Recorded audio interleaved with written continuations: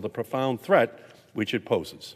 That's because the opinion is outrageous in its culmination of a right-wing campaign to take over the court and take America back to the days when far too many faced not only a loss of liberty, but a loss of life when seeking abortion care.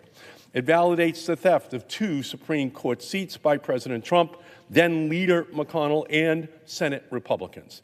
It confirms that conservative justices lied to the Congress and the American people about their commitment to the court's precedent and the rule of law.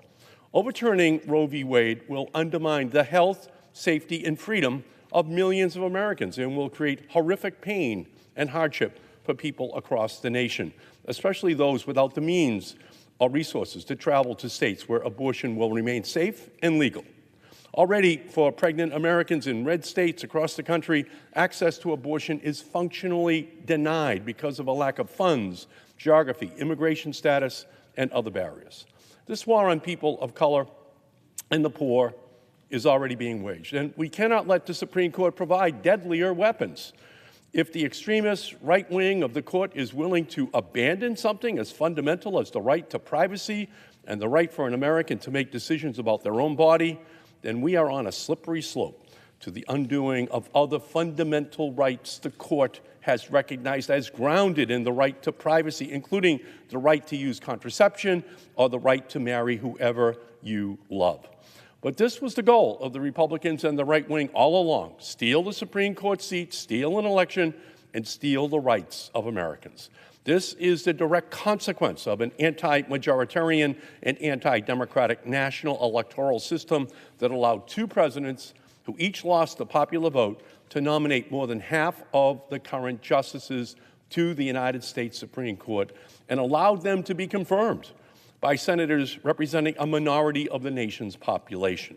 This is the racist, misogynistic, xenophobic manifestation of a radical right-wing extremist vision of America that is out of step with the vast majority of Americans. In fact, by a 2-to-1 margin, Americans say Roe versus Wade should be upheld.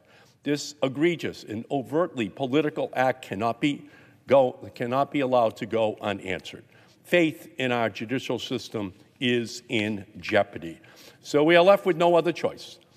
We have to immediately pass federal legislation that protects millions of Americans' right to choose, that lifts dangerous and discriminatory bans on abortion, and that removes unnecessary limits on reproductive freedom. The Women's Health Protection Act will do all of that by codifying Roe to affirm it as the law of the land.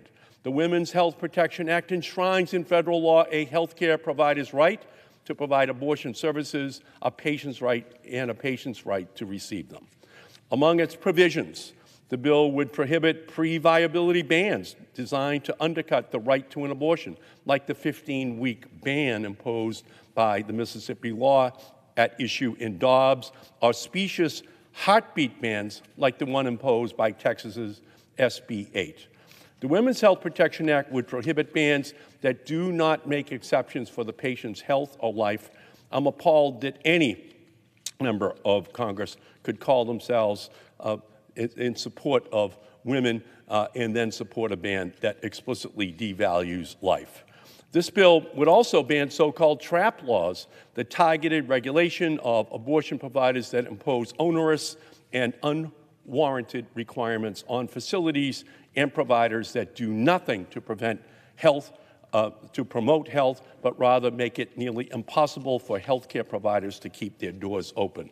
The bill would also prohibit requirements that providers share medically inaccurate information and impose medically unnecessary and manipulative tests and procedures like mandatory ultrasounds. It would prohibit limitations that prevent providers from caring for patients by telemedicine, a service that we've all learned to be invaluable over the course of the pandemic, and one that is all the more necessary for abortion care given the already draconian laws in some red states across the country. It would bar other unjustified, onerous, and discriminatory practices intended to place obstacles in the path of those seeking abortion services. In short, the Women's Health Protection Act will safeguard the rights established by 50 years of Supreme Court precedent and would protect abortion access even if Roe is overturned. This bill is all that's standing between the America we've known for decades and the one that plunges millions of people back in time into despair, pain, poverty, and forced parenthood. If we fail to act, we know Republicans will. If the Supreme Court overturns Roe versus Wade, 28 states are poised to ban abortion outright. Of those, 13 states already have trigger bans in place, activating laws that would ban abortion automatically when Roe is overturned. These bans and attacks fall hardest on those most marginalized, including people of color, LGBTQ people, people with low incomes, those in rural communities. Many of these states would criminalize abortion. Those seeking abortions and those performing them would face the prospect of prison. And it's not just at the state level. The Republican leader in the Senate has said the quiet part out loud. If Republicans gain control of the Senate, they could consider federal legislation banning abortion passing on the floor of this Senate. We can't sit idly by and wait for the worst to happen. It's already at our doorstep. We must make the right to safe and secure reproductive health and freedom the law of the land. We must do it now. Madam President, I yield back.